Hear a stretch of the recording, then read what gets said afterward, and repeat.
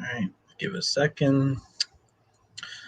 All right, welcome everyone to the Survivor UConn live post show. This is our second of the season, and we got a lot to talk about tonight. But off the bat, let me just introduce our two guests here. So first we have Lindsay from UConn Season 1. Say hello, Lindsay. Hello, everyone. Mm.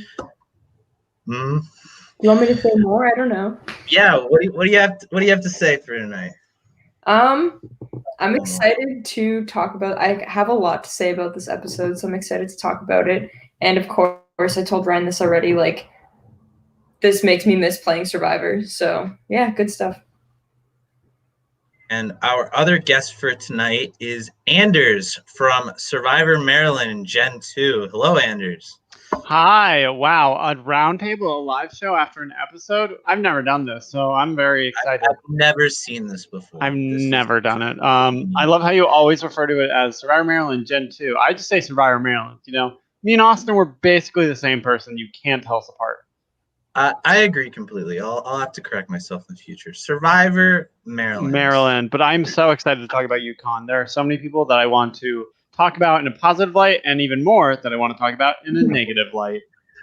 I just want to direct people to your channel, Anders, because it's a separate channel. Oh, of course. Well, we'll get to it. I'm sure you'll allow me to plug my series at the end. But if you haven't seen Survivor Maryland, Season 7 Major Conflict is currently coming out every Monday. Maryland Mondays, it's a thing. Every week, you'll find out who you love and why they're going home. 2020 has no breaks on the disappointments. I feel that. And tonight we have special guests. We are interviewing the first boot of Season 2, Sawyer. So let's get him in here. Hey, everyone. Hello, Woo! Sawyer. Yeah. Sawyer, I'm doing great tonight. How are you? You seem busy lately from talking to you. What's been going on in your life since Survivor UConn Season 2? Doing splendidly. I mean, so since I actually graduated after Season 2, I actually moved right on down to DC. Yes, living a busy life, but also taking part in Season 2 Second Chances for Survivor UConn. So that's also something to make time for as well. So just like Lindsay, I'm happy to be here and relive the Survivor days. All right, so let's get started. I just have a few questions for you, Sawyer, and I think Lindsay and Anders might have a question or two. Also, Ethan should be here at some point, but he's a busy boy and has better things to do, so he'll show up. But Sawyer, I gotta say, Survivor UConn, for a lot of people, it's a weird club to join. So what got you interested or invested in trying out Survivor UConn?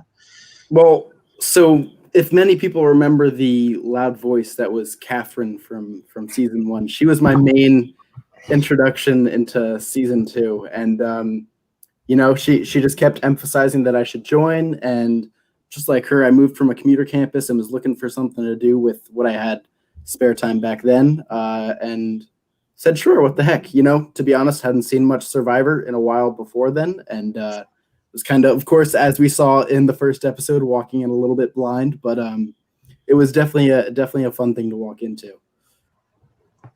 So Sawyer, obviously the experience was brief, but what did you think of your time as a part of Season 2 and as a part of the Just Skilka tribe?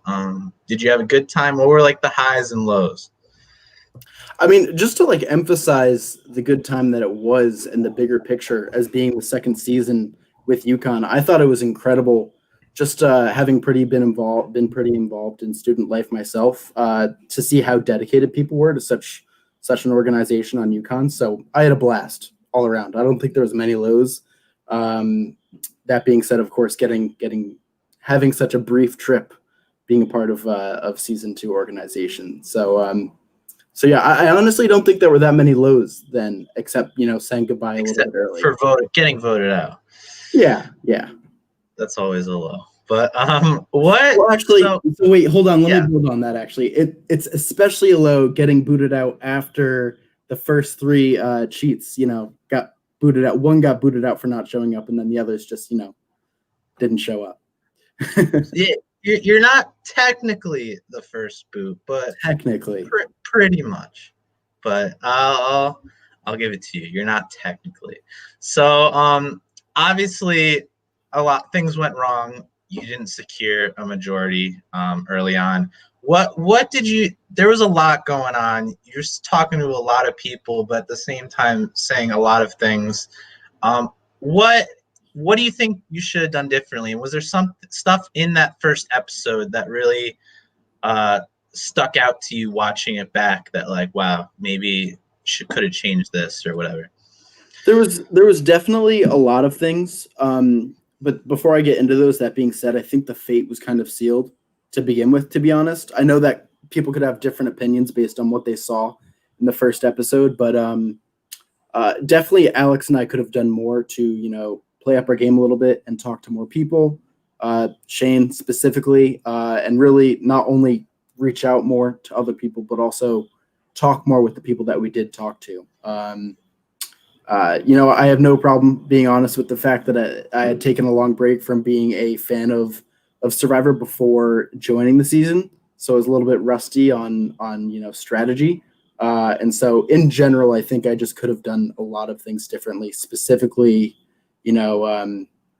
reaching out to Shane again, and also just hitting it home with, Maddie and Heidi about my position and why that was my position, and just reminding them of the points that I had. Because the points that I had there, I felt like were good points, but, it just might have not been meant to be. I think at the end of the day, I would have stuck with Alex, though, if I had a second chance at season 2.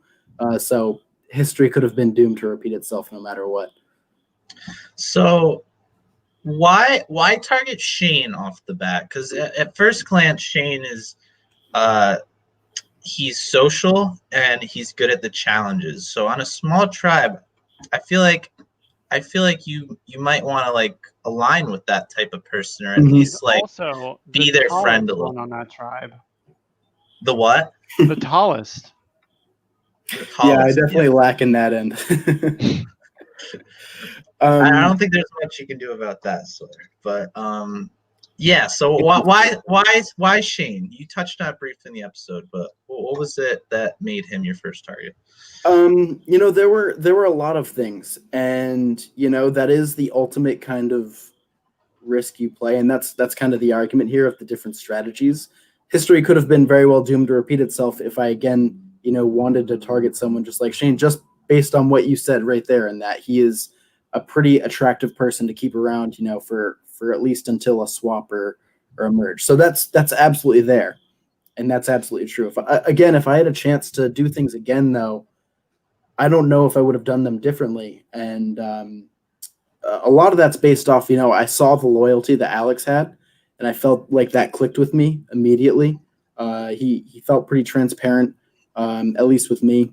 And but focusing it back on Shane, there was definitely not just rumors, but observed facts that Shane knew other people on other tribes, which wouldn't have been good for anyone on our side, is what I was selling. And maybe that could have meant that Shane could have brought someone in on our side once we did swap or merge. But I saw that as a very clear threat from the get-go. And just you can also swing the good challenges and the good competitor that he is the other way, and that can be a threat down the road, and it would be more convenient to take care of that early on. Obviously, I didn't have the cards in my favor though, and I don't think I would again if given the chance. Sawyer, I have a question. So you were in the game for, I believe, was it 9 days? That's probably correct. I don't know the exact number. Either way, you were in it for over a week. Did you talk to everyone on your tribe? Not Shane specifically. And so that right there is the rookie mistake, I feel like, the biggest one, if there's a couple. Why? Okay, not to look. You were the first boot. I'm not trying to shit on you. I'm just curious as to why obviously it's like it takes a certain amount of knowledge to like know, oh, I should be doing this and this and this. But why on a 5-person tribe weren't you getting to know everyone and then making a determination of who to work with? Why was it so quick? I want to work with Alex. Like, he's my number one. For me, a lot of it is first impressions, and a lot of it is who reaches out first. And I got those good vibes off of Alex to begin with. Whereas Shane, whoever could have reached out first, but he didn't reach out to me likewise, if memory serves me. So I'm not saying you're making fun of me as the first boo. I acknowledge that I probably should have reached out to Shane. I think on its own merits that would have been a good idea, but I don't really have an argument there. That's valid. I felt better with Heidi, and then with Maddie as well. I probably could have reached out to her a little bit more. Well, Does that answer the question there? Yeah, I mean, I'm not trying to argue with you. I'm just asking questions regarding it. So also, I think what was shown in the episode was you were targeted because, okay, you're clearly the head of this alliance between you and Alex, and like it was perceived, and I think fairly, that you were more telling Heidi and Maddie what to do as opposed to bringing them in and feeling comfortable getting rid of it. Because this is a 5-person tribe. Getting rid of one person cements a majority. And if I'm Heidi or Maddie, I need to feel secure that I'm going to be in that majority after this vote. So I guess, did you personally set up this one-on-one with Maddie and Heidi? And what was your process to try and make them feel more in control than maybe you wanted them to be? I'm really glad you brought that up, because that had escaped my memory, in the most immediate point. But you're absolutely right about that. Fair point being that in the episodes, and it was probably portrayed truthfully, that they didn't seem like they were able to give much input. So if I did have a second chance, it definitely would have been not going out swinging hard and giving a chance to ask people more questions than to giving them the answers. Absolutely. Yeah, I think that makes sense. And to be fair, Sawyer, I thought you did. You had something to throw in there. Sorry. Did you have anything? Yeah. Go. Yeah. So why? I don't know. So I guess from what I got from the episode was that Alex was lying about you being there when the 3 of you spoke, you and Alex and Maddie.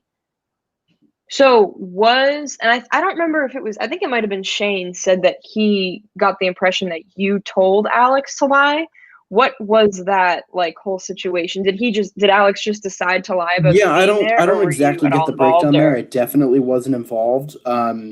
The thing that kind of shocked me a little bit in, I don't want to transition wholly into season 2 quite yet, or episode 2 quite yet, but it shocked me to hear Shane say in that next episode that he had been under the impression that I was lying about who I talked to and who I approached, because if memory serves me right, I was pretty truthful and open.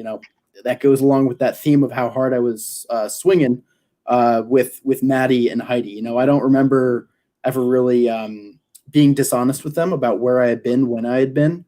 And a part of that is I don't think I was really in the position to do so. So I wasn't a part of any of those, disconnects or breakdown in the honesty, but I also don't know why they happened as a part of that. Gotcha. Okay. And I think something I just wanted to touch on, because this is the part of your episode, is you are the caller in that challenge. Do you think you did a good job there in the moment in that caller section? Yeah, I do. I really do. We all finished pretty much around the same time, and I'm glad I advocated for myself being in that position. Yeah, it's definitely unfortunate that the puzzle kind of negated anything anyone accomplished in that section. But I mean, a lot of puzzles do, but we try not to have that usually happen, of course. But yeah, I think that goes through the main parts of your episode. Is there anything else you want to let us know, Sawyer? And then I think there's a question or two for you in the comments, so I'll throw up. Yeah, if you could pull that up too. After watching the second episode, I was definitely proud to see Alex and the position he brought for himself, moving into that episode, especially with the quizzes. Glad I didn't have, after what we've talked about here, I'm glad I didn't have the Survivor questions assignment in that quiz. I think a lot of people were. Yeah, probably, most definitely. But I thought that second episode was really also revealing. And one more thing I do want to add is if it hits onto the main theme here of if there was a lesson for me to learn from not being first boot, it was taking things a little bit slower and being a little bit more approachable. And I think what reflected that also is when I had a chance to talk to Bijan, that was shown for a brief moment in the first episode. And he was the person who I actually ended up talking the most with, I think, in that week. And I was just really excited. Why is that, Sawyer? If Alex and I got together and Alex clicked with me, I think Bijan did a little bit more. Well, if it isn't a host who's late. One of my specialties, Anders. Had to vote someone out first. Anyways, sorry, Sawyer, didn't mean to interrupt you. Sawyer, No, continue. Hey, Ethan. How you doing? I definitely think that shows how hard I went swinging there. And, Bijan and I had some good time chatting and strategizing. So I think I was definitely assuming my safety way too strongly. I was a little bit arrogant in that respect and was planning way too far down the road. Sometimes you got to take it week by week. Sawyer, I actually have a question based on what you just said. So you said you talked the most to Bijan. It's Bijan, right? Yeah. Yes. That week, out of everyone, on a 5-person tribe. Yes. I guess, do you see anything wrong with that statement? Absolutely. I'm acknowledging that. Absolutely. It wasn't even like it was intentional too, though. It was just like we ran into each other with it being a small enough campus, and we said, hey, yeah, we should get dinner, and then it just turned into way longer of a conversation than where I probably should have focused my efforts that week. Absolutely. All right. Let me just throw one or two things up from chat. Andrea first wants to say you have a cute smile, Sawyer. Congratulations. The cutest smile, she wants to make clear. Cutest smile. Sorry, to be fair. I'm wondering what the and then in the same theme, Sawyer, do you think the girls were hesitant to vote out Shane because he was the cutest? So is that coming from the person who just said I had the cutest smile? Yeah, was that like kind of a deflection? Smile, but not the cutest. So okay. Maybe you're second place. No, Andrea. I think he was just a better competitor than I was. And then I guess the other main one is Sawyer. Who do you think is the favorite to win season 2? I think we'll leave that one. I think you know too much. Yeah, I think we should. I know way too much. Yeah. I think the winner of season 2 are the viewers. Oh yeah, the winner is the friends. This is why we bring him in for things. So to bring it full circle, though, it was Catherine who got me involved in season 2, and she was very, very wise in her repeated statement that I was either going to lose first or I was going to win the show. Obviously, we'll never get to know the latter, but maybe in second chances, who knows? We'll get to relive that statement. Maybe. All right. Well, thank you, Sawyer, for coming on to chat a little more about your time in the show. You're free to stick around, absolutely, but we're gonna move on to episode 2. I don't know if you were gonna stick around or not. I know you're busy, but you got. I'll see how long I can stick for. This episode was good though, so I wanna get into the tea here.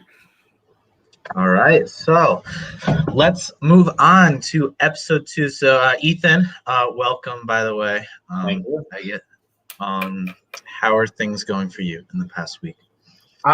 They've been good. I got to go home for the weekend, so that was nice to spend some time with my family. It was your birthday. You're 22 now. It was my birthday last Wednesday, so right after the show. Had a good time, got to see a couple people, and got to do some homework. So living the senior year dream in COVID times with it. All right. So episode 2. So things start off right after Sawyer's demise. We get to chatting about the Jaskilka tribe, and it's just kind of the fallout of the vote. They're talking about how things were awkward between Shane, Maddie, and Heidi and Alex. So I wanted to ask you guys, what's it like at like one of the first blind sides of the season, or one of those first like non-unanimous votes? Is it, how awkward is it to like comfort or talk to someone like Alex after the vote, especially when he's in like an obvious minority, like he's the only one that didn't vote? Is that like, what do you even say to that person? I mean, this is just a funny situation because there's 5 people on this tribe. One of them was just voted out. Like, there's not a lot to say. You're on the bottom. Sorry we blindsided you. You're next. Like, I think it's a funny situation because there's not a lot you can say. Also, I don't know if Alex is particularly, like, not to be mean, but I will say this. I don't know if Alex is a particularly, like, socially engaging person. So I feel like it was extra awkward because it's like when you are sort of like not already prone to fill up the space with words, you're just going to stand there silently and everyone's going to be like, sorry. Yeah, I think we had a little bit. It's funny because, like, you know, early in the game, like, we definitely, there was on our season when we ended up not getting rid of Zubin in our first vote and we took out Issa. Like, it was super awkward because I was the one who had kind of talked to Megan the most. Then there was the whole Raph and Megan thing, obviously. But, like, aside from that, like, you feel kind of bad. But then, you know, later in the game when it's like we blindside Eric with Earl, it's like, you know, we had a very, like, strong division between, you know, Raph, CJ, our kind of group, and then Mark and Alex. So, like, in a situation like that, you're kind of like, haha, you know, but, like, you know, I kind of felt bad for Alex, especially in that he reached out to Shane to try to talk to Shane, and Shane was basically like, eh. Like, I actually think that was kind of a mistake on Shane's part. I think that if you have someone who you just, you know, you kind of just voted against them, but they still want to talk to you, and, you know, Alex kind of wanted to give him some information, I think that that's something you should take advantage of. Yeah, so I was absolutely going to lead into that. So Alex tries to reach out to Shane and tell him, he's trying to say, like, the girls are playing both sides, or being wishy-washy, and Shane doesn't really seem like too hyped up to like making this connection. So obviously Shane seems like he's in a solid group of 3 off the bat. Shane, Heidi, Maddie, they seem to solidify themselves in that first episode. Do you think he should at least be hearing Alex out a bit more, or is it not even really worth it when like Alex is going to be the next boo? I think it always pays to talk to people. There's no reason to just say, like, you're in this spot, I'm done with you. You should have a conversation with everyone and be trying to reassess. Maybe there is a way that Alex fits into Shane's plans, or maybe there isn't. But you should never close doors when there's still an opportunity in front of you. Especially with such small tribes.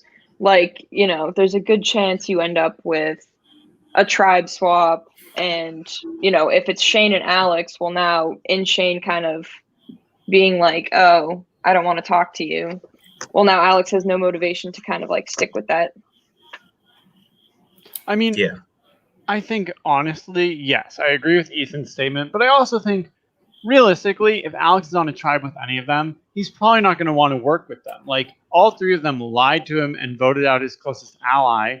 Like, even if they talk to him, he's still going to be like, I can't trust them. They're going to go against me. So, you know, the funny answer would be, no, don't talk to him. Close that door. Goodbye. But yeah, I guess. I just don't think there's any chance Alex will work with them unless the other people on the tribe are worse. Yeah, that makes sense. Well, yeah. I mean, 2, because, like, obviously we saw that you have the whole, like, 2 other big alliances talking to each other. So if Alex were to fall into a situation where you have, say, some mix of 3 people from that, you know, those 6 people, then it would be to his benefit to have Shane. I mean, I just feel like in any scenario, Alex is going to flip on a Heidi, Maddie, or Shane. So I mean, that's my prediction. Maybe Alex isn't as bitter as I would be. You know, if I was close to Sawyer and he just got taken out, my immediate thought would be like, fuck these three. Like, I will absolutely never work with them because they didn't want to work with me. I don't know. I don't think that's entirely fair, though. I mean, not to like. I'm not going to go into anything about the game I'm involved in right now as far as gameplay goes. But I think that's where my relevant experience comes from. I think this game fundamentally comes down to week by week, and every week becomes a new opportunity to talk to people. And so if you're shutting people out from the get-go and just like not thinking far ahead, I thought too far ahead in season 2. But if you're not thinking ahead at all, then I think that's a risky take. I think to that point, I agree kind of with Anders and Sawyer. I think like this early on, I think you have to absolutely like think like Heidi, Maddie, Sawyer, Heidi, Maddie, Shane, they don't have my backs off the bat. Like if there's a swap soon, then there's greener pastures. You got to move on. I think what you're talking about, or like where I agree with you, Sawyer, is once you get more into a deeper merge situation, maybe you're at like final 9, 8, 7, then the game usually can become a lot more fluid, and especially if you hit a minority at the merge, there's nowhere to go. You're still merging. So yeah, so then you have to like trust some of the people that maybe just betrayed you. But when you're at this early in the game, you have a swap, you have a merge, there's going to be more options going forward. So I think that's where I kind of agree that Alex really doesn't have a huge reason to keep up with that group or trust them at all. So next we move on to the Vertifoy Blue tribe. They're talking a bit, and Bijan's just talking about their tribe's performance their tribe's performance in general, and he thinks they just suck because of their communication skills. He talks about specifically. So because in the first challenge they didn't like orient like who should do what rounds or what their strategy should be, and then the second challenge, the number puzzle. The communication was terrible. He and Carolina kind of threw out Neil, which we'll get to. But, like, how big is team chemistry in these types of challenges? Is that even more important than maybe, like, a natural skill at these challenges? 100%. I think, you can be smart, you can be strong, whatever. If your team is garbage, you're still going to lose. Like, if you are not good at communicating, you're good. These are tribal challenges, like especially the blindfolding one is a literal communication one. This one, it's important to communicate your strengths. I guess like trivia, you can't really like collaborate. So in that respect, maybe not, but like you want a strong tribe overall. You want people who can communicate with you. Also, Bijan is a senior in a tribe of sophomores and freshmen. Like, of course they're not good at communicating. They're just out of high school. They're like, I don't know. Can I use the bathroom? Like, get over it. Move on. Grow up. I'd be annoyed too. Yeah, there's definitely a disconnect with some of maybe the older people and younger people in games like this, because I think even in college there's a disparity between freshmen and seniors. Maybe a little less than high school, but that age gap definitely proves to be big, and it seems like early on Bijan has one of the better heads on their shoulders of the players in the game. And then, so talking about this communication, Carolina and Bijan kind of post that last challenge performance on Neil, saying Neil was just like talking too much, not communicating well. I mean, we talked about this in the last podcast because it referred to the same episode, but do you guys think it, like, people need to step back in this type of challenge, right? Like a 5 people on a number puzzle. Like, how many people do you think you should have like doing that challenge, and how many like maybe 2, maybe 3? 2 and maybe a third. Like maybe a third giving input, but I think if everyone's just trying to get too involved, I think you have to trust the 2 you picked at the beginning, and Yeah. if they're really struggling, you let them run it through. You put some faith in people rather than clouding it up. Yes, because I think you're free of charge if it goes wrong. You kept your distance. Yeah, exactly. I think technically we had 2 people assigned to this challenge, but like everyone else could just stand around. And like that's how most survivor puzzles work, is that the people around your tribe can help you.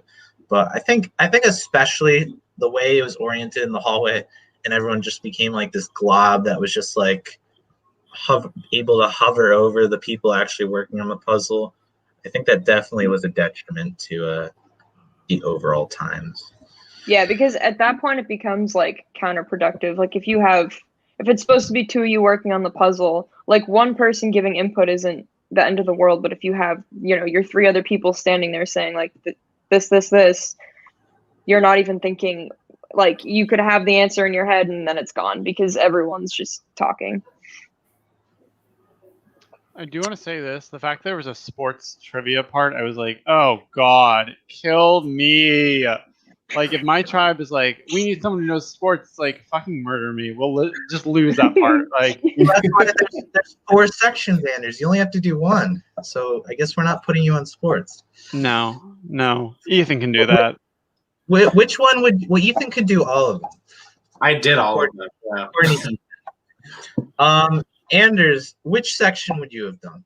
Okay, so it's Survivor, trivia, sports. What were the other 2? I need reminder. One was history, right? One was television, and one was like general like classroom stuff. I mean, this might shock you. I guess I'd go with Survivor just because like television to me is such a general term. Like it could literally be like, on what episode of I Love Lucy did this? It's like, I don't know how old you think I am, but you need to chill the fuck out. Like, I can't watch every show ever. It's like, oh, in history, when did this happen? Come on. Survivor's much easier. I think that's the thing, too. In a trivia challenge, the more specific the topic, the easier it is to do. Like, television is much harder to do than Survivor. Just as doing something on, like, Connecticut sports versus general sports. I don't know how much trivia there is about Connecticut sports. I have to imagine not that much. Maybe UConn sports. Maybe UConn basketball. Yeah. That's about it. But yeah, I completely agree. I think Survivor. I mean, it's easy to say from someone that knows Survivor, but Survivor to me was the easiest one. And then I'd say, I don't know, of the other 3, I'd say television ended up being the hardest. I think it was a little too broad. And then I think classroom was probably the second easiest, just because I think sports, people know sports. We tried to throw like some golf and some tennis and people that aren't. That's the thing. You can't be a fan of every fucking sport. Most people aren't even of one. Like, I will say this. The television thing is so funny because it's like you literally have people on the season like Sawyer who aren't even watching Survivor. It's like, and you expect them to know general television trivia? Like, what shows? I think that's easier. I don't know. No, that's crazy. Also, I want to point out, because this is killing me in the comments, Mark and Raphael are both being like diabetic alliance. Yeah, we joked about happening it. at UConn. There were 3 of us. It was me, Mark, and Raph. This season, yeah. Diabetics versus seizures. Who will win? No, our insulin dependent versus independent. It was on the cards. Our like name, if we had done that alliance, we joked about it. It would have been Diabeat Us. Oh God. See, that would have been good if it was Big Brother. You would have got like a hashtag or something. I know. Hashtag Diabeat Us. Probably ruined the season because Big Brother tends to do that. But yeah, that would have been a good alliance. I like that name. I can't believe there were 3 diabetics on your season. That's like statistically, you're beating some real odds. For real, and we only knew one of them. It wasn't a casting point for us. It was not something we worked out. I don't think I disclosed that until after. That'd be quite the casting question. I didn't know until Lindsay handed me her like pack to go running during a challenge. She's like, "Ethan, hold this because I don't." I did do that. Yep. All right, so back to the challenge. So breezing through it. Basically, Vertifoy sucks like serious ass at this challenge. Like I it don't know if wasn't. this It question has wasn't been- like. Yeah. I'm sorry, not to cut you off. I've been curious. I don't know if this is answered on the last live show. Where do these names come from? What do they mean? So, the tribe names are UConn alumni. So I tried to make them like Oh, Bobby Moynihan. Okay, well I knew Bobby that one. but, Moynihan did go to UConn. They're not people you know. One, Jaskilka is like a military like 5-star general, and Vertifoy is I believe a scientist. I thought she was a lawyer of some kind. I don't remember. A what? I thought she was like a lawyer or something with the FBI. Yeah, it was probably something like that. That would be cooler, but cool sounding names. That's what we were going for. Okay, Yeah. so you guys chose the tribes. Yes. yes, Okay, you to can make me it was like, oh, okay, Jaskilka, like I get that, that's tribal, and then like Vertifoy, like okay, maybe it has something to do with the color blue, but then like even though I think Verde is green, but I don't know, it could have been French. I'm not a doctor. And then Moynihan, I'm like, this feels like a tribe that went, let's name our tribe after Saturday Night Live, Bobby Moynihan. It's like, all right, haha, very funny. Well, that's I mean- what we did. I mean, that ended up being the most popular tribe name because that was the only one of the 3 that anyone ever pronounced correctly. They didn't even use the name. What? They called Moynihan. that might be shown eventually, but they ended up not ever calling themselves that anyways, despite it being the simplest tribe name. So yeah, I wouldn't call myself a Moynihan tribe either. I mean, it might be better than Base Squad, Andrews. And You know what? But here's the thing: you'll remember this. It's a garbage name, but you'll remember it. Can't get it out of your head. It's stuck forever. It's stuck forever, and people still reference it. And I go, "Look, we were young. It was stupid. It was a different time." You know what? Okay, I'm gonna spoil this because this pissed me off. I don't know if anyone here is on TikTok, but there are 2 TikTok houses, which is to say, anyways, the current season of Survivor Maryland has a tribe called the Sway Hype Tribe, which to me made me want to fucking stab my eyes and take them out for ever having to read that. Base Squad should have been the last horrible tribe name in Maryland. Yeah, I think this is why we decided that we wouldn't give them this privilege and they could keep it for the merge because honestly, I don't really trust college students with naming rights. I don't think it was ever in the episode specifically. Sawyer, for season 1. Sawyer, if you could have named your tribe anything, what would you guys have named your tribe? Not after a general, apparently. I didn't even know that backstory. We told you. We told you. Mentioned. Don't listen. Was not emphasized hard enough. Didn't think it needed to be. I'm not sure. You got any ideas, Anders? For your tribe? Based on how you read the characters in our tribe. I had an initial idea, but it's not nice to say. I'm good with that. I'd call it the garbage pile. Another basic idea from Garbage pile and chain with a heart after it. Oh my god. a heart, just to make it more, nice. No, just for Shane. Okay.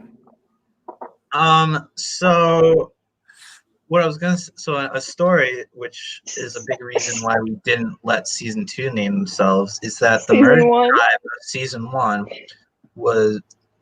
went through several iterations. One which was diphtheria after my terrible merge challenge, where I mentioned diphtheria, but eventually we settled on the Rai tribe, RAI, which while somewhat very minimally sounding tribalistic, really is just an abbreviation for Ryan's an idiot because the cast like to insult me. But I think most casts do to a certain extent. But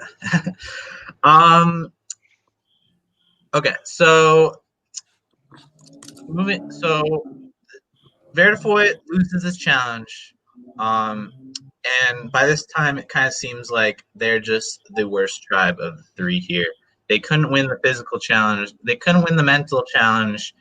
I mean, somewhat mental. But I'd say the puzzle was also semi-mental. And I mean, they're just lucky that. Sorry, they're just lucky that the first challenge didn't count really, and they got away with not having to boot 2 people, so they're not looking too good at this. I do think that's the one thing that bothers me the most of that season is that you gave them a cop out, but then myself over there on the military tribe, the military general tribe. Well, ultimately, Sawyer, we had hopes that these people wouldn't just like ghost us outright, so we didn't make the call then and there, as we probably should have, and obviously we had better plans later on. But at that point, we weren't just going to give you guys a freebie because that would be terrible. That would be terrible. I don't know. From over here, it didn't seem like the rules were played out evenly or fairly. So with an extra week, would you have talked to that's Shane? show business, baby. Yeah, probably. Yeah? I would have No, used off Sawyer, on Dijon and Sawyer, I don't you'd not- do you'd still be the first games. boot. You'd still be the second boot. Like, if anything, the second episode just like, all right, you know what? Forget the first elimination. Let's just start with Sawyer because like they went to tribal again, and what would have happened the first time happened the second time in my mind. We'll never know. Time is a friend more than an enemy in this game. So it seems like for Jaskilka, obviously they beef up Alex a little bit. They're glad he pulled through, and they're even more glad because it was against Robbie. So man, Robbie, he bothers people. That's for sure. I think calling yourself Boston Rob Jr. is very bold. Wait, he calls himself that? No, not actually. No. Oh, I didn't. Okay, I it's thought. like- Well, that's his. Well, here's the thing. So, That's like, just that's his his Chiron. little thing. His It was Chiron. Like, we got to pick our own, and like, Wait, did he Alright. pick that for himself? Yes. He does Girl. That's what I highlight. mean. He That's does what I highlight mean. him as his favorite. So First Ethan, now him. Where's the hubris? I Oh, agree really? with So you, Anders. confident about everything. I couldn't have Boston Rob as my favorite player. That No. couldn't be me. I mean, Ethan's is Cochran, so that also couldn't be me. It would be. Yeah. And Going then up. briefly, I want to move past. I actually skipped this a little. I guess I was so excited for trivia. Boston Robbie and the Moynahans on the hunt for the idol. So Robbie digs around the rock wall and he snags the hidden immunity idol. Robbie, this big character, everyone in the game can't stop talking about him off the bat. He has an idol now. So and he also has kind of expanded his little alliance with Kira to be a majority alliance with Kira and Hope. So how are things looking for Robbie after this episode? Or at this point, are they looking better off of his like rough first episode? Are they looking worse? Are they looking the same? I mean, he does have an idol now, but is that idol look to be even worth it? this is somewhere I want to jump in. Like, I feel like at some point you're making too many moves too early on. You're just creating red flags for everyone, you know? Too many Like- moves? Wait, what has he done? I think He hid the sorry, Lindsay. He found the immunity. He hid a fake immunity, and then he started talking to people about hiding a fake immunity. So, like, I don't know. That's a little bit. Oh, I mean, he's definitely making a bet he should not lay in. But in terms of like his threat level to other tribes, it's like basically they looked at him and said, "This guy, he's got to go." And it's like, all right. I mean, he's got like nice eyelashes, but I don't know if he's that threatening. I don't. The whole fake idol thing is like, why would you want someone in your alliance to find the fake? I don't understand that. Like, That's my thoughts exactly. I wouldn't have like it. That's just the whole point of a fake idol is to kind of screw someone into thinking they're safe. So why are you leading someone in your alliance to your fake idol just because you want someone to have your fake idol? We asked that question in real time of ourselves. We really tried to piece that one together, and I don't think we ever came to a good conclusion in Robbie's favor of that decision. I think also Sawyer's Yeah. right. Sorry, Lindsay, you can go ahead. No. I'm done. Go ahead. Sawyer's right. Then telling them let's make a fake idol is so stupid because it's number one, you shouldn't ever talk about a fake idol. It's not a good look for you. Like, if you're already saying, let's make a fake idol, number one, if you tell me that, I know you have the idol. Like, that is such bullshit that you would create an idea that you don't already have confidence in. Number two, it creates such distrust. Like, why would you want to create the ultimate symbol of safety and make something fake and try to persuade someone that they have it? I agree with Lindsay. If someone in your alliance has your fake idol, it is to your interest to not let that continue. To be like, actually, I have the real idol. I left that so someone on our tribe, or someone later could be screwed over. Like, because eventually, either you're going to play the real idol or they're going to play the fake one. Either way, it's not going to go well. Well, and it's not even like she went and found it. Like, he went looking for it with her. They found it together. I'm like, what are you doing? Yeah. He's not Boston Rob. No. He's Boston Robbie. It's a completely different thing. A bootleg Boston Rob. Just in general, at some point, you can make things way too complicated for both yourself and for everyone, just for the point of doing it. Right. He's spinning his own web that he's going to get caught in. Is how these early decisions look for him. He has that obvious like target threat from everyone else come the swap, come a merge. So it's a downfall in the building. That's exactly right. Like, he's already a flag for people that he was supposed to have met with, like, to make a super alliance. Like, if people are already like eyeing him on their tribe, like, God forbid if your tribe learned that like you're doing that, then like it's just over for you. So yeah, Hard to keep friends like that. And then we just have this.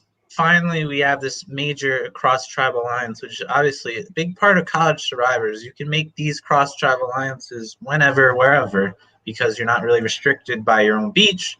So we have basically the majority alliance of Moynihan Red and Kira Hope Robbie, majority alliance of Blue, Matt, Bijan, Adj.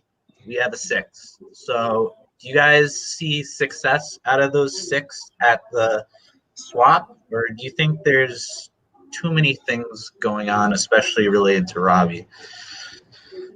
I think the problem with the majority alliances of 2 tribes coming together is, number one, that 6 will not survive a swap. There's very small chance that you'll be able to. At the best, you'll have majority on one tribe, but the other one not so much.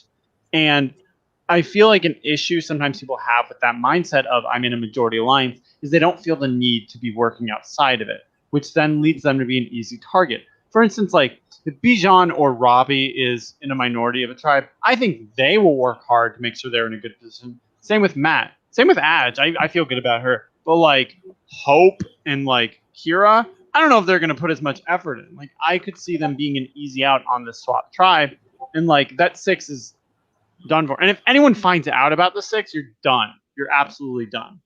I mean, not to plug a different Survivor, but I will. Survivor Michigan had like in season 3, oh, we're the majority of these 2 tribes. We're going to work together. Fuck you, other tribe. And it ended poorly for them because too many chefs spoils the pot or whatever. I don't give a shit. You know what I'm talking about. Too many cooks in the kitchen. Thank you. Yes. They burned it down. At a certain point, the bubble bursts, and I think you can't have that many players in an alliance, especially this early. There's only 13 people. 6 of them are in an alliance. Right. You can only think that will last so long or be so effective, especially with the swap coming up. So like it's starting to sound like Big Brother at that point.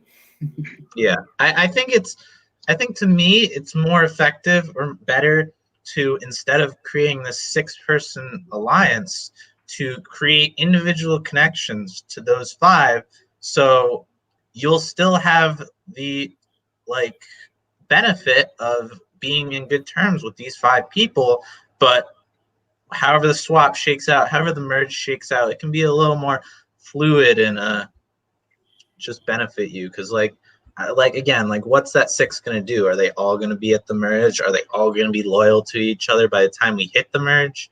I don't know. I think that's a good point, though, Ryan. Like, just to hit on that and like advocate for myself a little bit. Like, sure, I shouldn't have spent so much time talking to Bijan, but like at the end of the day, like, say theoretically things didn't happen the way they happened. Like, that's someone I had an individual connection with and could stay off other people's radar.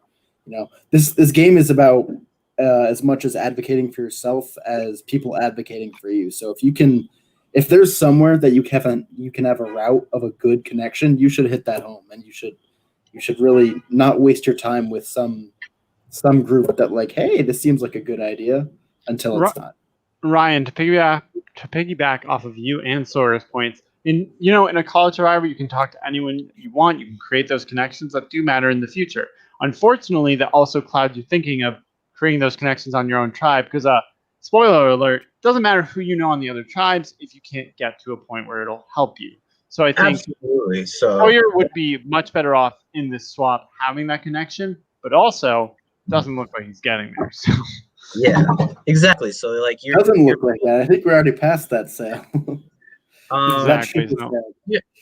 There's different levels of focus, and I think where players fail is you have the layer of your specific tribe where you are now. You have the layer of reaching out, and you also have like this balance of idols and like trying to like position overall within the dynamics of the game. And where a lot of early players and pre-merge players fail is focusing too hard on either the future or the present. And that'll get you either at the swap where you do not have the allies or connections or just personality to navigate that, or it'll hurt you right then and there, as we maybe saw from Sawyer here, who didn't have his ducks aligned. So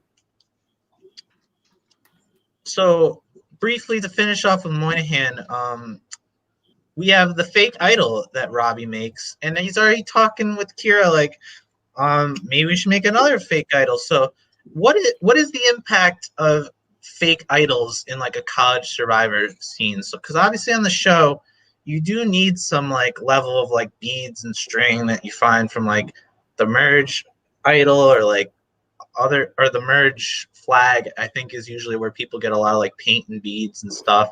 But like how big is that fake idols you can just kind of whip one up from a trip to the craft store? I don't think it's that big. I mean, when you consider it, that's still a lot of effort that could be spent into other tactics and other time spent elsewhere. Like, to think about it, like, I got to give credit to Robbie. Like, the fact that he went out to like the Dollar General or something and then put his mind to metal and created this little string rope object that is convincing. I think that's I don't think that's something many other people would think to do or go to that effort. So it's a little too devious, I think, but I think the effort is there.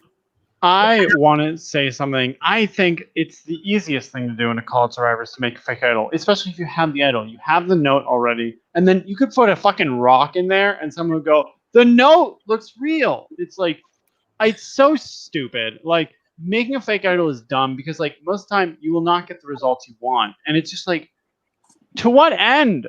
I mean, Sawyer's right. You can put the effort in so many better places. A fake idol will not do what you want to do, and I think it draws more red flags. Because like, if anyone knows you made a fake idol, they're gonna be like, you're a sketchy piece of shit. Like, I'm sorry, like, that you not telling someone you have an idol is one thing. You making a fake idol afterwards is, you might as well just say, I'm gonna vote you out to that person. They're gonna feel that same way. And It's only so idiots say those things. And but to add on to that layer, though, that's really the thing, though, is it's one thing to blindside someone, but then to like blindside them on a fake idol, like, it's that only will make it worse for you after that vote, because people will be like, okay, who made that fake idol? So it's a flashy move that burns a lot more bridges than it gets you across. Mhm. Yeah, and it's super early. It's not. I don't really think that it's necessary. If you have, you have a pretty solid majority alliance. Why?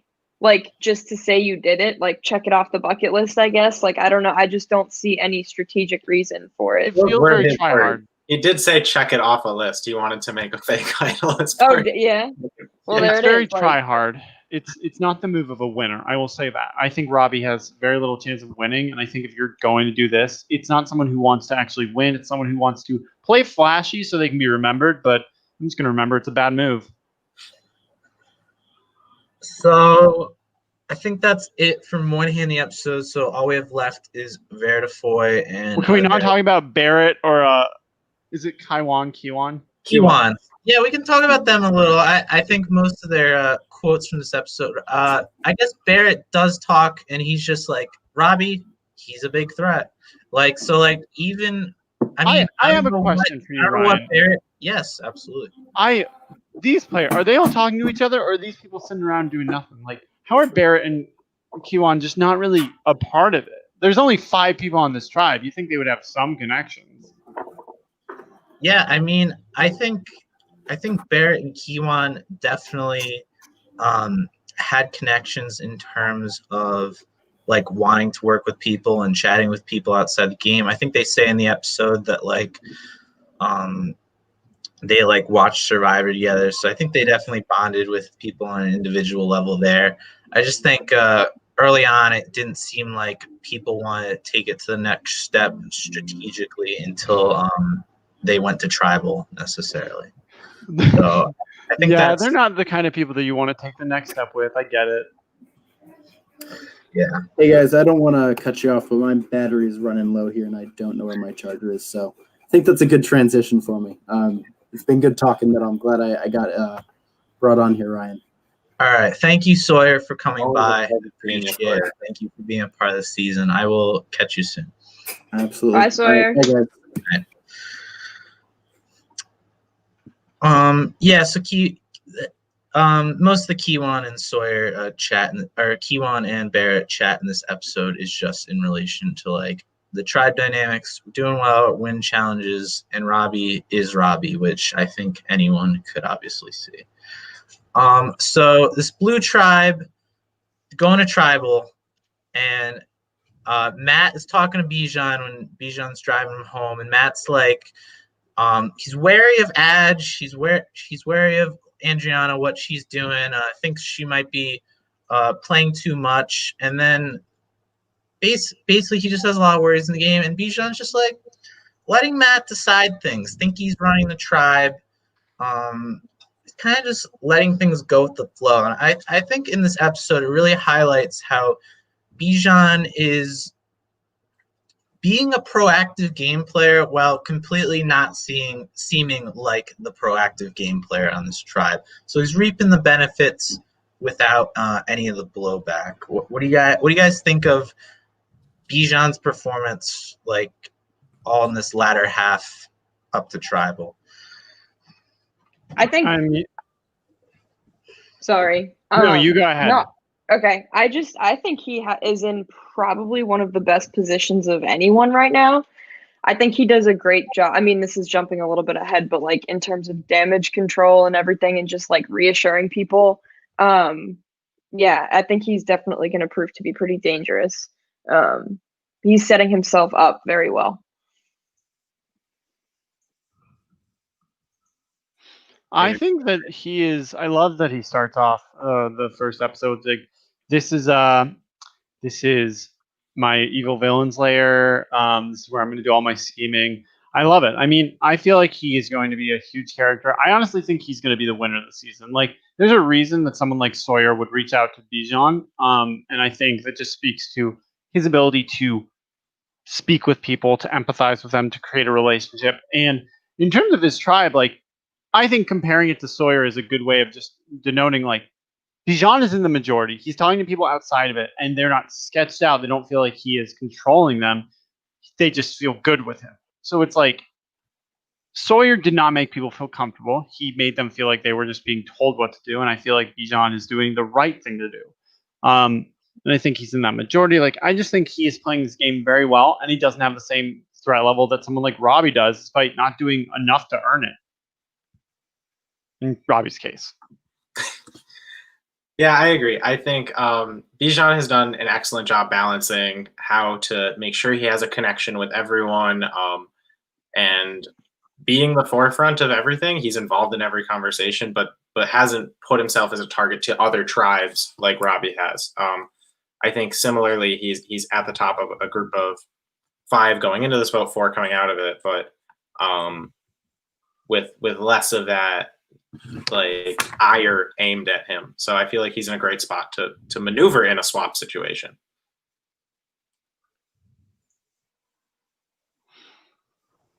So things start happening. We start getting into this vote. So in the last episode, there was like this idea of that majority alliance on blue, Neil or Carolina. So Andriana makes a group chat with Neil that she wants to vote out Carolina. Fair. We're just making a group chat, getting things a little started. Maybe they'll meet in person. And then makes another group chat with Carolina that basically spells out the same thing. Like, yo, let's vote out Neil. So, like, what? So, obviously, she has her group of 3, and she feels comfortable with this group of 3, which is fair. It seems like she's put in the social connections early on to feel comfortable there. And it seems like, I mean, as we end up seeing, but like Bijan, Adj, Matt, they're all good together for now. But like Neil kind of pretty quickly like susses this out and coordinates with Carolina, like, yo, they're voting you out. And Carolina's like, well, they told me you were voting me out. And it just seems similar, like the similar thing. So this is a big thing for me. Like, College Survivor, this is why we tell people group chats, you can share screenshots, you can do whatever, but it helps us get footage if you meet in person, and it also just helps you not get caught. So what do you guys think of how Andriana gets pretty quickly caught playing both sides in this episode? I'm excited to jump in on this because I've been thinking about this a lot. So our season, I think we were very careful at first about the whole group chat thing, and that was the first thing that was on my mind, was like, this is like cold hard evidence that this is what I'm trying to do if somebody sees this. And then as you get more comfortable in relationships, like you're more comfortable texting about it. But I think that she's very lucky that that wasn't a game-ending mistake, because I think if she had been, you know, if it was, say, between Bijan and Matt to get out, right? I think that if, like, let's just say it was swapped and it was the two of them who were being, like, kind of pitted against each other, I think that the two of them would have been able to manipulate their way out of it and probably get rid of her. But because it was Neil and Carolina who aren't, I don't think, playing as hard, she ended up okay. But that's like, I don't know. I think she got lucky. I think that was like, it could have been detrimental. It reminds me a little bit, throwback to season 1 for Lindsay, that she was never actually a part of, was Doug, and his group chat. There we go. Exactly right. And Doug had the classic blunder of making the same group chat and sending the same message to every possible group of like 3 or 4 in his tribe, and in rapid succession. So when that happens 9 times in a row and people are checking each other's stories, it's an immediate red flag. There has to be an air of subtlety, and Adj, I think, missed it by immediately like going group of 4 to one, group of 4 to the other, back to back. You can sort of work that where you create this story for one person and then maybe 2 people go to this other one so that they're targeting each other instead of one of your group of 3. There's a way to do that, and I feel like she really missed it with that. Mm-hmm. I agree. Group chats are so, to me, okay, I get the ease of texting each other. I also think it's the worst thing you can do. As someone who has played games where you can share screenshots, it's so good when someone texts you something they shouldn't, because it's like, if I need to use this, I will pull out this ammunition. I've had times where it's like, someone tells me something, I don't think anything of it, but I do think, I'm not going to put in my writing, I'm not going to put in writing my feelings. Because if I ever need a screenshot, I want them to say, this person's fucking stupid, they're an idiot, and I'll be like, I guess, or like, okay. No response from me. So when I send it to that person, they're like, the other person sucks. It's like, thank God. Hold on 1 second. I'm getting a call. I'll be right back. But I can still hear. Sorry, I'm muted. I think in general, like Anders was saying, screenshots also are really easy to take out of context because a text conversation does not have the level of detail that an overall conversation with someone will have. So it's really easy to throw someone under the bus for something that maybe they said quick or maybe something they didn't think out too much. That's what happened to Megan. Yeah. Yeah, Megan, queen of no confessionals. But Megan, yes, she from what I know and understand about Megan in season 1, she really just miscommunicated and or like thought she was She a lot still safer didn't than do she what was. she was supposed to do. But like she basically just sent me a message that was very like cryptic, and I was like, okay, you can go home then. It was not the best performance. Screenshots are scary. It's so easy to crop like a little bit out as That well. too. Create Yeah. your own narrative out of it. If pretty it's much. an in-person conversation, at least they have to act and get a little bit creative. If you text me something, I can change it to be exactly what I want it to be to use against you. Mm-hmm. Yeah. Ugh. God, there's like the biggest bug in my room. That all just landed on me. I saw it earlier and I opened the door and turned the lights off to hope it would like stray away from the light, but I guess it's still in here. You kill me. So Bijan or Neil and Carolina talk, and they're kind of just putting together the pieces, but it doesn't seem like they can do much about it by themselves. So then Carolina goes to Bijan and is like, Bijan, what's the deal? And Bijan, this is again where we see Bijan, he's admitting Matt wants Carolina out and Adj wants her to stay. He's like, he makes him seem like the good guy, even though he was caught just as much. He really should suffer the consequences just as much as Andriana for being in both of these group chats, at least to some extent. Like he's in this majority alliance that doesn't seem to care too much whether it's Carolina or Neil at this point. But talks with Carolina, he's like, oh, Matt, Andriana, they have opposite things. I'll do what you want. I'll hear you out. And he's kind of the angel on her shoulder, I think, in that situation. And I also like Carolina imitates me in that conversation when I hear new information that I don't know about in a confessional, and I go, interesting, because I can't say anything else. So that I chuckled. Oh, so that's all you can do. That's all you can really do. Yeah, it is, and again, a matter of subtlety, a matter of handling, because if it's an in-person conversation you have, there's not like if 4 of you show up together, it's not one person adding everyone into a group chat by Adj making these group chats and it's saying like Andriana Kaimu's added these people into it. Like it puts the onus on her. So there is no way for her to like back away from the spotlight. She's completely shown it on herself in that moment. Well, and also too, even if you take the group chat aspect away, like to have 4 people go or 3 people go to the one person and say one thing, even if it were in person, and then you go and say the exact same thing to the other person, that it's because they have other connections. When both of them have other connections, I think that's still getting in this like hairy kind of territory where you get, they start to get suspicious.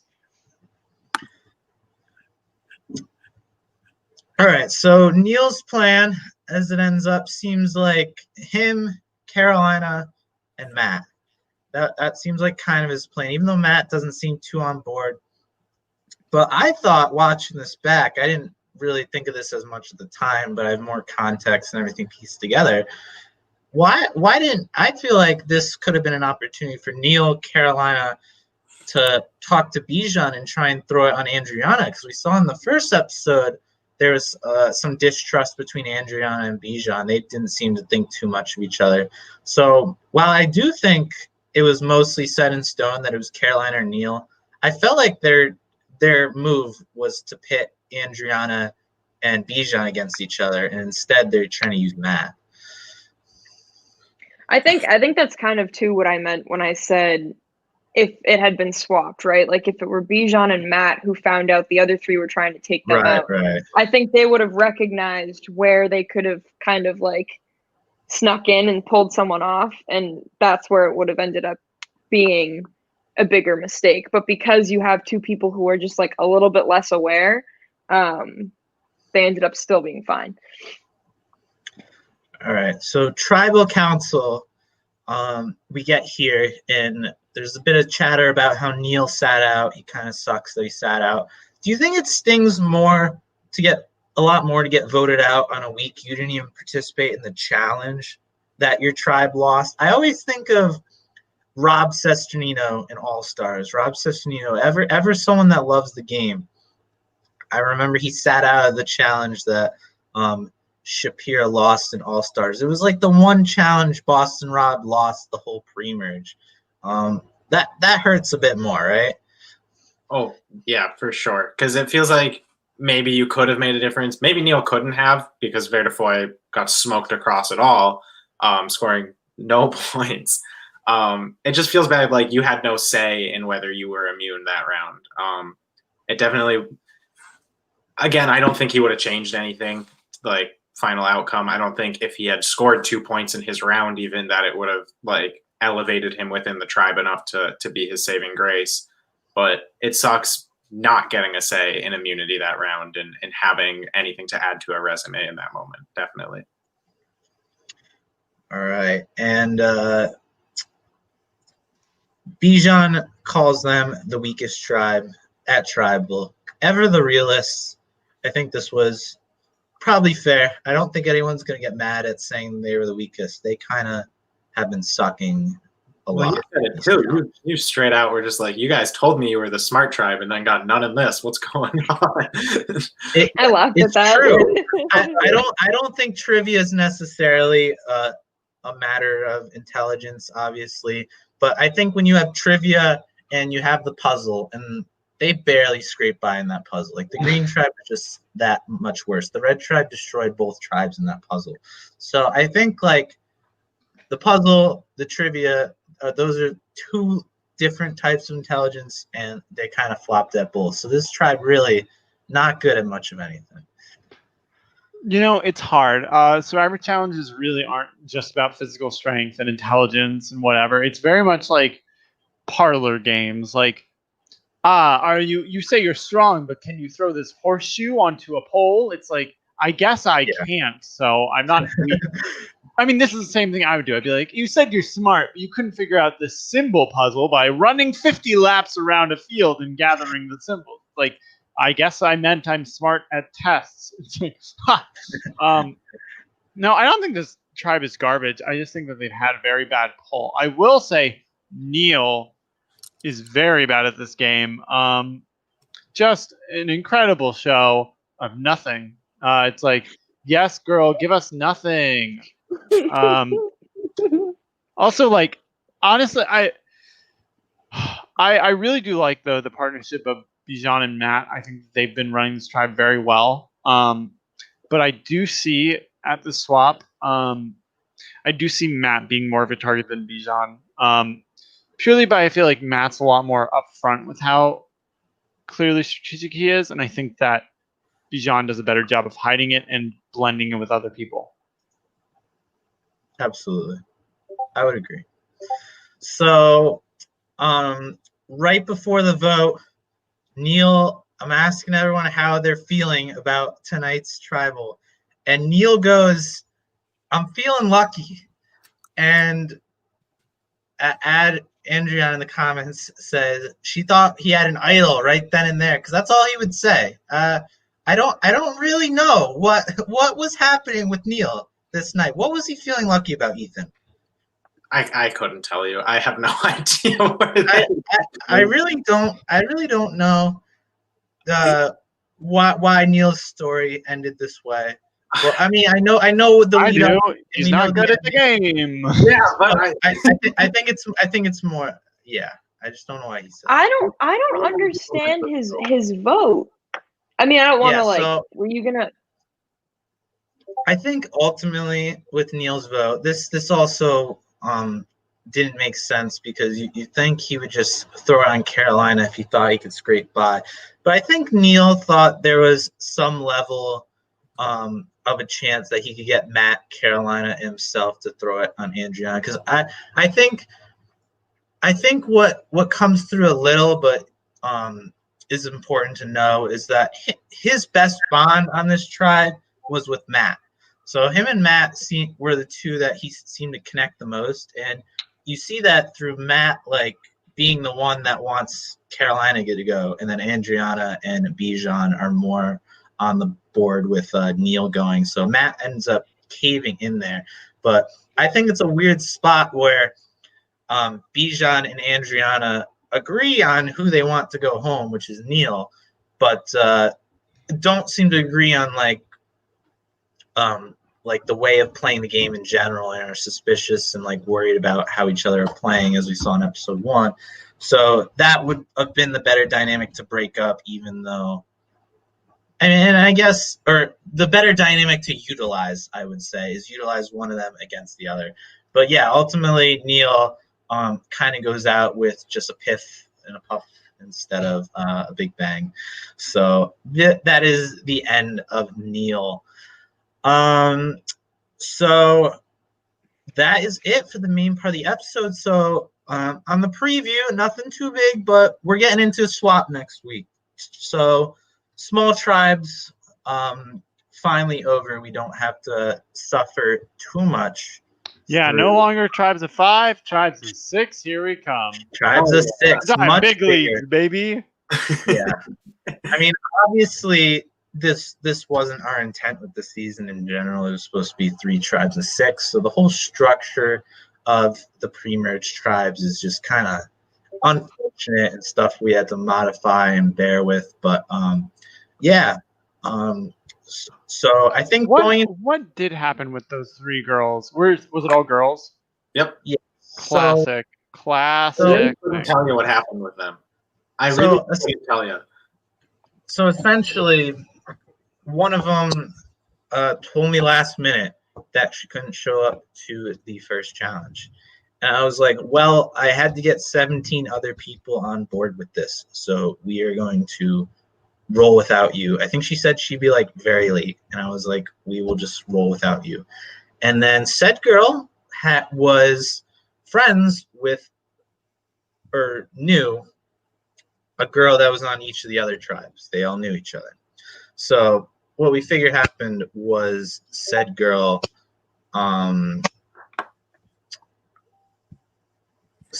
told her other friends that we were rolling without them, and then they were like, fuck that. And then they were like, fuck Survivor UConn, and we're not showing up and not telling anyone, despite my repeated messages to let them know this was going on and we were having tribal here and please let me know what's going on. So by all intents, I think they originally all confirmed in our group chat and that they were showing up. So that's why it was a last minute change. And in retrospect, the call should have been made at the front of the season that they were just gone at that point. But as far as I knew, there was a chance they would return, and that was just still an early host poor decision. I mean, obviously that gets better. I mean, this was also at a time we were not doing interviews for castmates. We started doing interviews season 3. It was just more written application and getting to know people over initial communication. So I think we develop a better sense of people coming into the season 3 on. And it was really unfortunate and just kind of annoying, but it is what it is, and the season moves on. So swap next week. How are there tribes of 6 next week with 13? You'll have to find out. Oh. Everyone decides which person gets voted out right then and there. 13 people vote. Yeah, we're just merging. We're getting it over with. One round of merge. So going to the swap next week, give me 2 people each of you. Who is hot and who is not going to the swap? Well, obviously, the hottie in this season, I mean, it goes without saying, but I will repeat it because, you know, Shane, hello, he's a hottie. And then, like, I guess, no, it's really just Shane.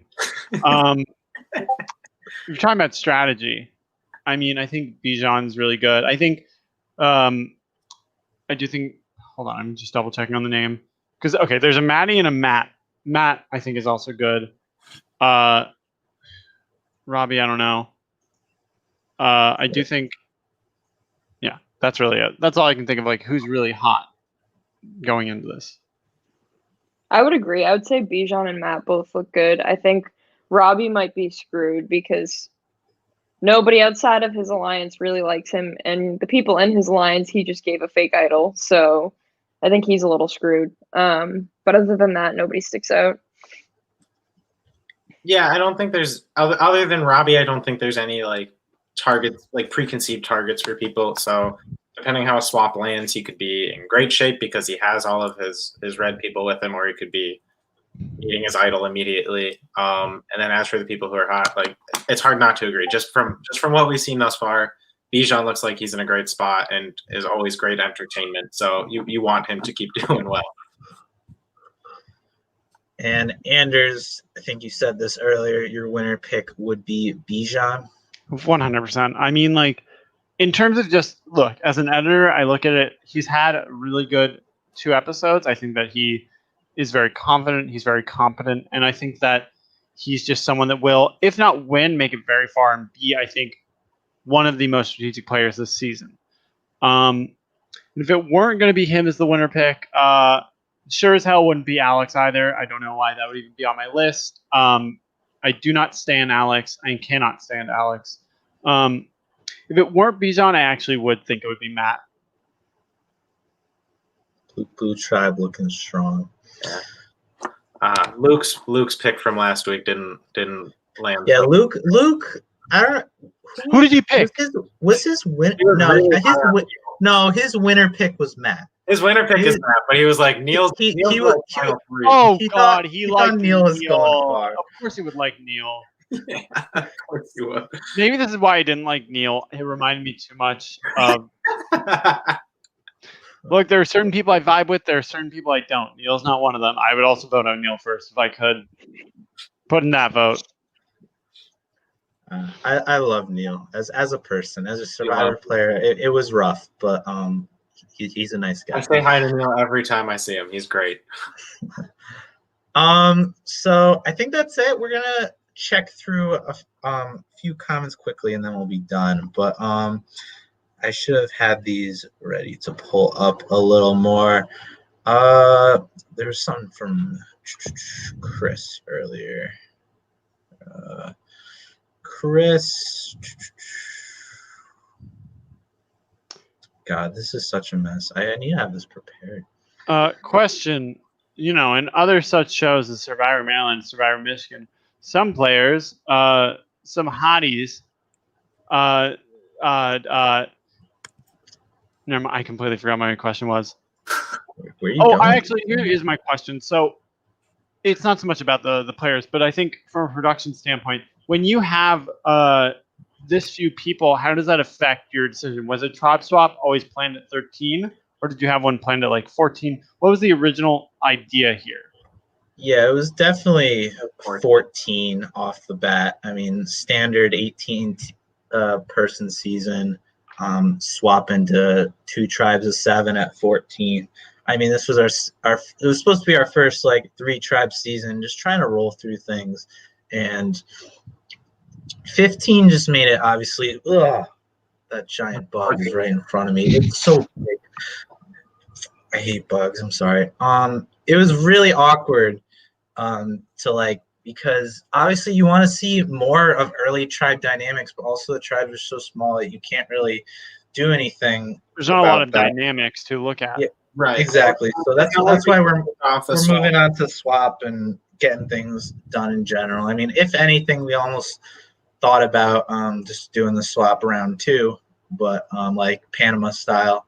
But I think we wanted to let them play out one more and like at least like have some form of our 3 tribe season. And then obviously we got out of I'm sorry. We obviously we got out of that, and we're moving on. You just got to roll with the punches. But yeah, it's frustrating, and it's a lesson learned. And in the future, we build on those dynamics and have better plans in place for future seasons.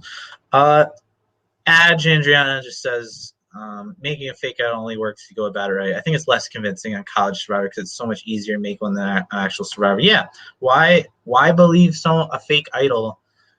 They're so easy to make. It's just a layup. Like on the show, you at least have to put in some effort and find some things, and like there's at least a thought to it. Though on the show, I think it's kind of cheap to make them now because they like give you like fake idol kits, and the actual idols that they make aren't like these nice intricate like pieces anymore. They just like put some shells on a string. They're like, fuck it, it's an idol. So it'll do. Yeah, so I think that's where I'm annoyed with the fake idols of the show now, is they're not as fun because there's not as much effort when you have these fake idols. I think the fake idol kit was ridiculous. I think that was Game Changers. They had a fake idol kit. Absolutely terrible. It's your favorite theme. You can keep hyping it up. Andrea says Heidi, Andriana, and Matt are best positioned. I think they're all decently positioned. We didn't hear too much from Heidi this episode, or the Jaskilka tribe in general, but I mean they're all in majorities. They're all doing fine. So I think they're looking good. And then Bijan wanted to say, well, first of all, I'm hot. So he wanted to be in on that hot or not. He thinks he's hot. All right, he's hot. All right. Anders approval. All right. And then we'll finish off. Lindsay, do you think you deserve to be Alex last season? Gosh. Okay. It was close. How do I answer this? Yeah, I mean it was close. It was a tough pill to swallow. One vote. That's like, I think at first when the votes are read and I was like, I think at that point I was like, I really feel like I deserved like to win. But watching it back, like I do think that it was very close. I think that, obviously you don't see everything that the other person does. So in watching the season, I feel more like we both did play really good games. I don't know. It's how the cookie crumbled, I guess. Huh? Just say I know. It's like I want to say, yeah. I mean, like I spent a whole, I spent the whole, however long Final Tribal was explaining why I thought I should win, and I do still think that I had, we both played good games, and yeah, I don't know. I do wish I had won. I think that. Lindsay, I thought you had won going in. You did? I thought you had. Mark said I had won. Mark said after I got rid of him, he was like, Lindsay just won the game. Like, I think, it's. I thought I had it. I did think I had it. Ethan has been wrong at Final Tribals a couple times before, at least in my experience. It's a curse. What can I do? Oh, I wish I could show that. Ethan bug. never. Oh my god. You wish you could show the bug. Oh my god, Ryan, get over it. All right. Yeah. So I think that's mainly it. So I wanted to thank you guys for coming on. So obviously, Anders, tell us a little more about Survivor Maryland. So I assume if you're watching Survivor UConn, you probably know about college survivors existing, but the first of them all is Survivor Maryland at University of Maryland. We have currently 7 seasons out on YouTube. I am the host of the second generation, and we are currently 6.5. Season okay, one. fine, 6.5. Technically, season 1 isn't watchable, but I don't think you're going to start with that anyways. Survivor Maryland Major Conflict season 7 is out now. It's showing every Monday on YouTube. It's a great series. In our show this season, the theme is STEM versus humanities. Which major will come out on top? It's really great. Next week will be episode 7. I highly recommend you watch it. Ethan has been on a live show and he loved it so much. I believe his words during that interview specifically were, I actually think it's better than UConn. You can quote this, Anders. Please bring it up if you ever do a UConn live show. And I said, Ethan, are you sure? And he said, yes, verbatim. It's in writing. You can check the screenshots. You can check this. I hear the text right here. Whoa. I believe it. Sounds just like Ethan. Yeah. But anyways, thank you so much for having me. I really appreciate it. And I also want to say, Ethan, best of luck to you on the tribe swap. Very exciting for you. Yes. Swaps happening all over this week, aren't they? Yes. Anders is spying on me the whole time, and it's very intimidating. And I get to be critical of his game this time. He was when we played together anyways. Absolutely. Thank you, Anders, for coming on. It's been great to have you. Great to talk to you. And thank you, Lindsay. And Ethan, you're here every week. But thank you, Lindsay, for coming on. Get out of here. Yeah, no thank you. Thank you for having me. Glad do you have anything you want to promote or talk about as we close? Thanks to the couple people in the chat who were like, Lindsay's, I think Chris said season 1 queen. Like, I don't know. Sending love to the fans, I guess. But yeah, thanks. What, Ethan? Follow her on Instagram. Watch her tap dancing videos. Yeah, follow me on Instagram. And yes, exactly what Ethan said. Watch me tap dance. It's just Lindsay Carmody is my Instagram. And it's tagged in all kinds of Survivor stuff, so you can see me tap dance. All right. Guess that's all Lindsay. I have. So, thanks, Ryan. Thank you guys for coming on this week. As always, fill out the post-episode poll. Let us know your thoughts about it. It's in the description of the live show and the episode. Follow us on social media at Survivor UConn or Survivor.UConn, I think, on Instagram, and at Survivor UConn on Twitter. There's like a dot on one of them and not a dot on the other. I don't know. It was taken. Obviously, Survivor Facebook. You'll figure it out. Survivor UConn? Like, there's not. Someone took the. Yeah, there was Survivor UConn on Instagram, and we had to add the period. So I don't know why, but yeah, it has like no followers. Maybe I could have disputed it, in fact. And then obviously subscribe if you haven't. But thank you guys for watching, and I'll see you guys next week. Have a good night. Bye.